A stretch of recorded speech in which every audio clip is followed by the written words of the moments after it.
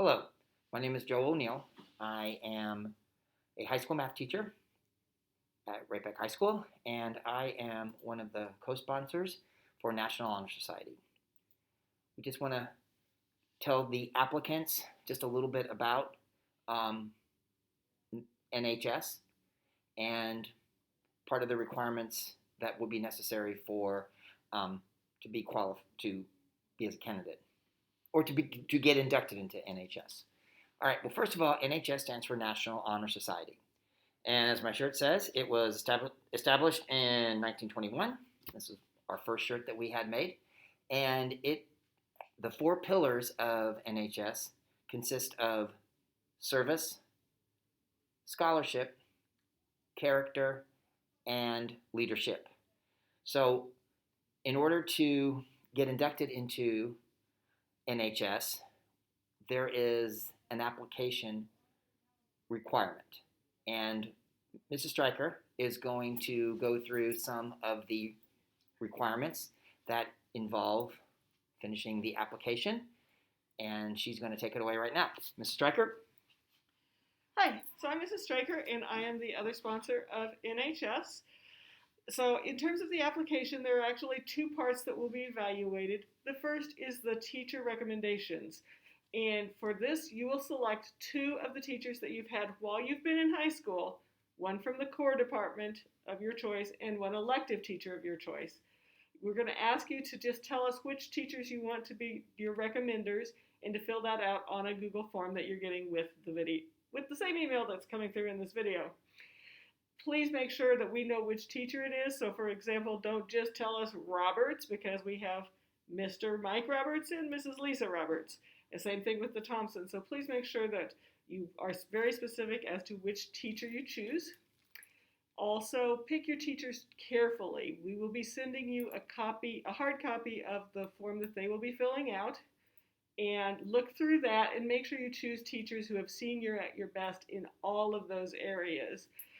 It will not probably serve you very well to choose, say, your track coach, unless they've also had you in class, because that track coach is going to have trouble evaluating you, how you act in a classroom, and that's part of that recommendation form.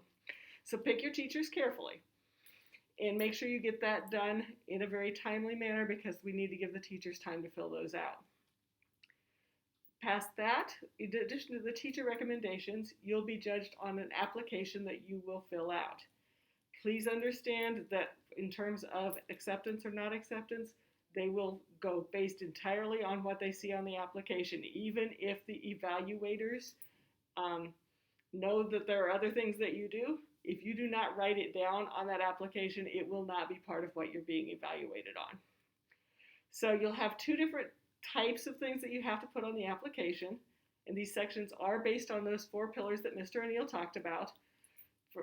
You'll have a resume section where you're going to list all of your involvement that will show that you had community service, or all of the things that you do that help show your character, so that you can make commitments and keep commitments and continue growing in areas. So in the resume section, you're going to want to be careful to format it very well. The more readable it is, the more it's formatted like a resume, the easier it is for the judges to see all the things that you do. Don't leave out anything you do, and then don't just duplicate one thing into all three sections. It's okay to say, if you're involved in Boy Scouts, have your Eagle Scout project show up in leadership, because clearly you had to have a group of people working on this very big project, and in order to do that, you had to show leadership skills. You can then also take your membership in Boy Scouts, because you've been a member for years, been going to meetings and so forth, and that can be part of your character section. So the same activity can lead to entries in several different things, but you have to make sure you frame it differently in each section. Otherwise, the judges are just going to go, well, they're trying to get credit for this twice. The other section that you're going to be doing are paragraphs. Mr. O'Neill, do you want to talk about the paragraphs? I can. All right. Okay.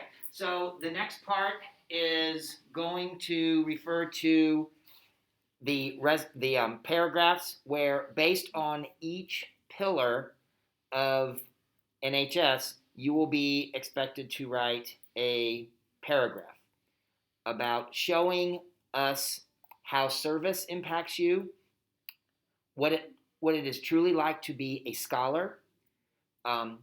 It shows your character and demonstrate what type of a leader that you are. And we are urging you, please, on these paragraphs, not to just simply relist, okay, or say a leader is one who. Please personalize it. The more personal that you are, the more that it really impacts the evaluators, who will ultimately decide if your application, is sufficient for NHS membership.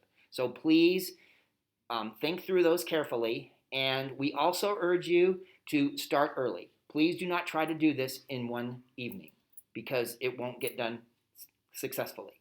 And start ahead, have many rough drafts, and please feel free to have somebody read it. Have an English teacher read it. You could have either Ms. Stryker and I look over it and see, what improvements or what edits, etc. The evaluations are done by a committee of teachers. Ms. Stryker and I will be very honest, we are not part of this committee. We go by the committee's decisions. We stand by their decisions. All right? So a group of teachers are the ones who will be evaluating your application. So again, we urge you to please get started on this early, work on it a little bit at a time, and again, when you are working on this, if you have questions in the process, please feel free to reach out to us. And we can sort of go over and say, have you thought about this? Did you do this? Have you done this? And we're more than welcome to offer you feedback. But please work on this, get started on it early, do a little bit at a time, and then please adhere to the deadlines, because we will be very strict on those. Mrs. Stryker, do you have anything you want to add? Let's see. The only thing I think we failed to say, other than the fact that we really look forward to meeting all of you, is that to be sure to read and follow the directions. One of the things that they will definitely be critical of is a potential NHS member who did not follow directions. So make sure that if you have questions about the directions and you think something's not clear, you contact one of us or one of our current members and say, is this really what I'm supposed to do here? Because they do want you to follow directions. Yes.